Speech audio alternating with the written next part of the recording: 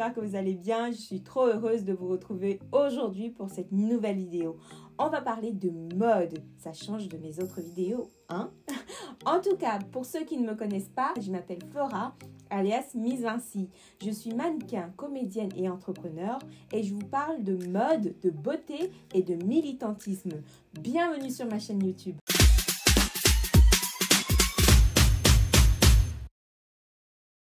Une candidature, 2 candidatures, 50 candidatures et toujours pas de réponse. Vous commencez à douter de vous. Vous vous demandez pourquoi tout le monde pense que je suis faite pour le mannequinat, mais les agences ne veulent pas de vous. Ne vous inquiétez pas. Je vous donne 7 raisons pour lesquelles les agences ne vous prendront sans doute pas. Et ça n'est pas de votre faute. Il y a tout un contexte et je vous l'explique tout de suite. La première chose que vous devez vous mettre en tête lorsque vous débutez dans ce métier, c'est que ça n'a rien de personnel.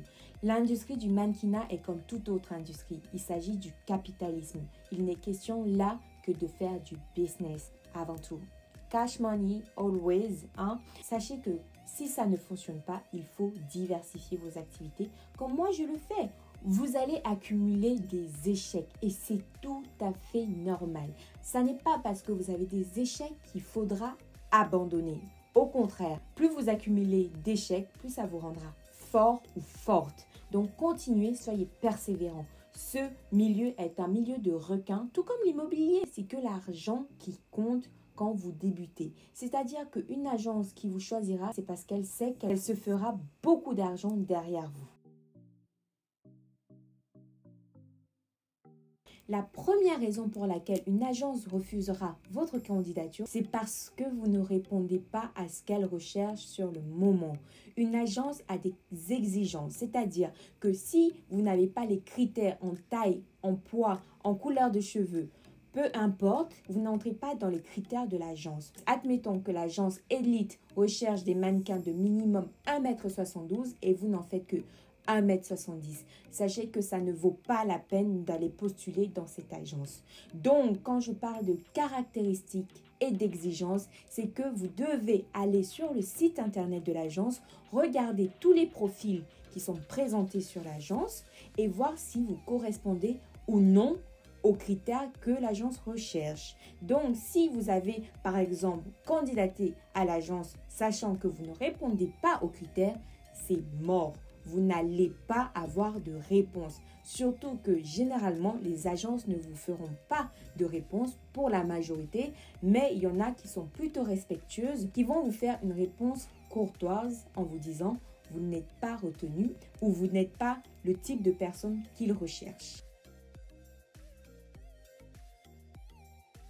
La deuxième raison pour laquelle une agence refusera votre candidature, c'est parce qu'ils ont déjà un profil comme le vôtre. C'est-à-dire que si vous êtes une personne grande, avec des formes, avec des yeux verts, bleus, une chevelure de lionne, ils ne voudront pas de vous parce qu'ils ont déjà ça dans le portefeuille de profil de l'agence. Donc, recruter pour ne pas vous engager après dans des castings, c'est vous faire perdre votre temps. Donc, autant aller dans des agences où vous êtes certaine ou certain de ne pas être déjà représenté. On prend par exemple des cas atypiques. Vous allez dans une agence où ils ont des profils plutôt atypiques. Atypiques, c'est des personnes grandes, albinos, petites de taille, qui sont chauves, enfin tout type de caractéristiques qui représentent une catégorie de personnes différentes. Si l'agence a déjà une personne exceptionnelle comme une personne albinos, elle ne voudra pas forcément reprendre une personne albinos en exemple parce qu'elle a déjà ça dans son portefeuille. Donc, je vous conseillerais d'aller dans une autre agence, vérifier dans leur liste de mannequins s'ils n'ont pas déjà des personnes qui ressemblent ou non à vous. La troisième raison pour laquelle une agence peut refuser votre candidature, c'est parce que vous avez un profil un peu trop commercial. Quand je parle de profil commercial, en général, c'est des personnes madame, monsieur, lambda. Si vous êtes madame, monsieur, tout le monde et que on peut vous recruter pour une publicité de, je sais pas, de Colgate, une publicité de Nestlé, ils ont déjà plein de profils comme le vôtre. Donc, généralement, ils vont dire que vous entrez un peu trop dans la catégorie de madame, monsieur, tout le monde et ils ne vont pas vous recruter. Par contre, si vous avez un style qui vous diffère d'une autre personne, là, vous pouvez proposer votre candidature. Si vous êtes une personne super grande, fine, et que vous savez que vous pouvez faire de la haute couture, pourquoi ne pas essayer de vous lancer? Donc, encore une fois, on reviendra sur le fait qu'il faut rechercher, voir ce que l'agence a ou possède comme profil. Et donc, voir si la catégorie un peu exceptionnelle, un peu extravertie, un peu différent peut être un atout pour cette agence. On ne vous dira pas si vous avez un profil commercial ou non, mais le fait de rechercher, de voir qu'il n'y a rien en fait qui vous fait sortir du lot, bah là, il faudra travailler sur ça. Comment vais-je sortir du lot? Enfin, il y a une certaine façon de retrouver une originalité. Vous pouvez ressembler à Madame, Monsieur, tout le monde, mais vous n'avez qu'à changer un tout petit truc sur votre physique et vous verrez, vous ferez la différence. Tout est possible. Moi, je me rappelle que des fois, je ne répondais pas à certains critères, mais le fait de me changer la couleur de cheveux pour candidater dans une agence, bah, ça montrait que je pouvais facilement être différente. Donc, du coup, m'enlever de ce critère un peu trop commercial et me dire que je pouvais être Madame, Monsieur, qui je veux, sans ressembler à qui que ce soit. Hélas, hélas, ça arrive souvent de tomber au mauvais moment. Vous pouvez envoyer votre candidature à une agence et il se trouve que ce jour-là, le booker s'est levé du pied gauche. Là, il vous dit non, parce qu'il a là. Parce que la veille, il s'est embrouillé avec, je ne sais pas, sa copine, sa belle-mère ou bien une personne qui vous ressemble. On ne sait pas quel événement a fait que le booker se lève aigri, fâché. Vous allez envoyer votre candidature ce jour-là et malheureusement, il faut que ça tombe sur vous. Le booker va dire oui, lui, j'aime pas sa tête, de toute manière, il en a marre de ce type de personne. Il va tout remettre la faute du monde entier sur vous. Parce que on est tous humains, hein. On se réveille avec une bonne humeur, une mauvaise humeur et en fonction de qui on verra au travail, on remettra toute notre crise sur cette personne. Des fois, il s'avère que des personnes soient de mauvaise humeur et que ce jour-là, vous avez décidé de candidater. Quand ça arrive comme ça, je vous conseille de recandidater dans une semaine ou deux. On ne sait pas quel type de booker va repérer votre photo, votre vidéo, peu importe, mais retentez votre chance 1 à 2 semaines après. Parce que, comme je vous dis, si vous avez le profil, l'agence correspond au type de personne que vous êtes, insistez. Des fois, ça ne fait pas du mal d'insister, de pousser un peu la chance. Vous voyez ce que je veux dire? Alors, concernant la 5e raison, c'est assez simple. Si vous postulez dans une période creuse, vous ne pourrez jamais avoir de réponse parce que c'est comme tout recrutement. On parle de l'événementiel par exemple.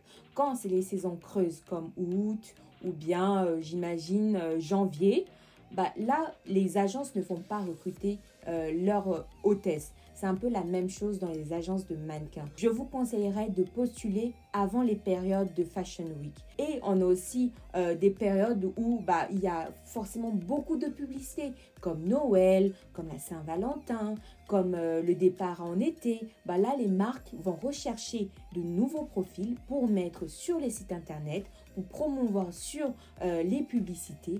Et là, les agences vont demander de nouveaux profils. Et c'est pour ça qu'il faut constamment essayer de contacter l'agence en leur demandant s'ils ont besoin de nouveaux profils. Leur proposer cordialement de garder votre profil et de vous contacter car vous êtes disponible. Ne manquez jamais de dire que vous êtes disponible. Dans ce milieu, il faut être tout le temps disponible. Ça fait 3 fois que je répète le mot disponible parce que c'est ça la vie de mannequin, de modèle. La disponibilité est votre point fort parce que dès demain, on vous appelle, on vous dit, on a un contrat, êtes-vous disponible? Et vous dites non, c'est là que vous perdez la chance de votre rêve. Donc, soyez disponible au moment opportun. La 6e raison pour laquelle une agence ne prendra pas votre candidature, c'est surtout quand vous arrivez au moment du casting. Quand vous arrivez au casting et que vous avez une attitude merdique, désolé d'utiliser le terme, mais que vous vous comportez comme une princesse, excusez-moi, je ne prends pas ça, je ne porte pas ça, matati patata, Là, sachez que ce type de comportement, ça n'est pas très apprécié dans le milieu. Il faut savoir être humble, à l'écoute et tout le temps se taire. Désolé, le dicton qui dit « sois belle et tais-toi » est des fois requis lorsque vous êtes dans le milieu. Parce qu'on ne veut pas votre avis, on ne veut pas savoir ce que vous pensez. Non, vous êtes là pour venir représenter une agence. Vous êtes là pour répondre à des castings. Et donc, tout ce qu'on vous demande, c'est être belle et tais-toi. J'aime pas trop le mot, mais c'est un peu une réalité. Dans le sens où tu ne peux pas te permettre de mal parler à un booker parce que tu te crois plus belle qu'une autre. Si tu as un comportement merdique, le booker va choisir quelqu'un de plus délicat. Donc, c'est un peu ce que je vous donnerai comme conseil quand vous allez directement dans l'agence pour vous faire caster. Ayez une attitude humble, soyez simple, à l'écoute et surtout patiente. Ce qui nous amène à la 7e position, la patience. Tout le temps, elle est là en train d'harceler le booker, tout le temps en train de forcer dans un milieu qui ne lui correspond pas. Ils vont vous dire, mais on vous a dit il y a une semaine d'attendre parce qu'on n'a rien pour vous pour l'instant. Vous continuez à persister. Certes, j'ai dit au début qu'il fallait être persévérant, tout le temps relancé, mais il faut savoir se laisser des timings. Il ne faut pas être oppressant. Vous-même dans la vie, est-ce que vous aimez qu'on vous oppresse? Donc, mettez-vous à la place de ces bookers dans les agences. Ils n'aiment pas qu'on les oppresse. Donc, voilà les 7 raisons pour lesquelles les agences ne vous prendront sans doute pas. Vous pouvez être contributeur de la raison pour laquelle l'agence vous refuse. Ça n'est pas bien grave. Comme je vous disais au début de la vidéo, il y a des alternatives. Ne vous casaniez pas à être que mannequin. Quand vous savez que vous n'avez pas beaucoup de chance dans le milieu, diversifiez vos activités et faites des choses nouvelles. Intéressez-vous à la comédie, intéressez-vous à l'entrepreneuriat, mais ne vous cloisonnez pas que dans un secteur. De nos jours, celui qui se contente juste d'un métier ne sera jamais millionnaire. Donc, j'espère que ça vous a plu, mes beautés. On se retrouve très vite pour une nouvelle vidéo. Parlez-moi en commentaire de vos expériences. Si vous avez candidaté, si vous avez eu des réponses ou non, quel type de réponse avez-vous reçu contre ou pour votre candidature? Commentez, dites-moi votre ressenti. Je suis là pour échanger. On échange ensemble pour mieux évoluer ensemble. Je vous fais plein de bisous et surtout, avant de partir, n'hésitez pas d'activer la cloche de notification et de mentionner un petit pouce. Merci mes beautés et à très vite.